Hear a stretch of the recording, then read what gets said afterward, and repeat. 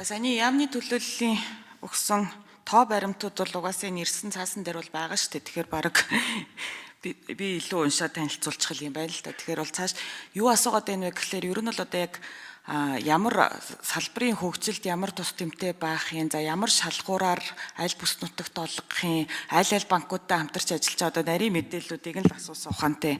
За тэгээ сангийн сайд маань ганцаараа шахуу танхимд байгаа учраас энэ зээлийн үйлчлэгийн төлбөртэй нэг бас төлбөртэй холбоотой асуулт байна.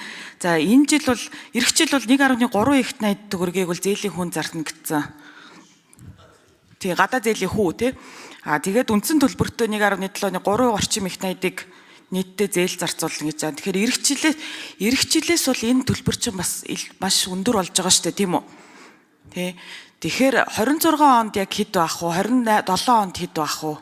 Ер нь цаашдаа энэ дарамт ямар байх вэ гэдэг тал дээр та нэг тайлбар өгөөч. За жавхлан сайд хариулъя.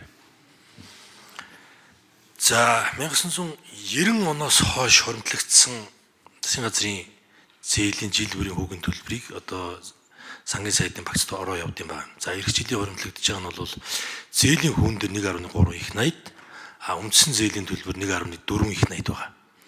За үндсэн зээлийг төлөхөд 1.4 их 80 дээр бид нар эх жил гаргаж байгаа хөөсөр маань 1.9 их 80.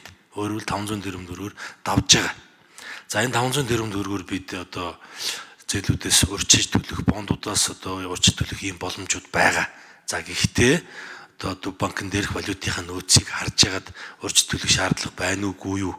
За үнэхээр нөөц сайн байгаа гэвэл урьдчилаад төлжин.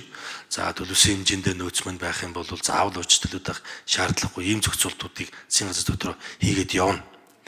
За харин 26, 27, 28 онуудаас бол энэ хэмжээ бол нэг нэмэгдэхгүй дээ.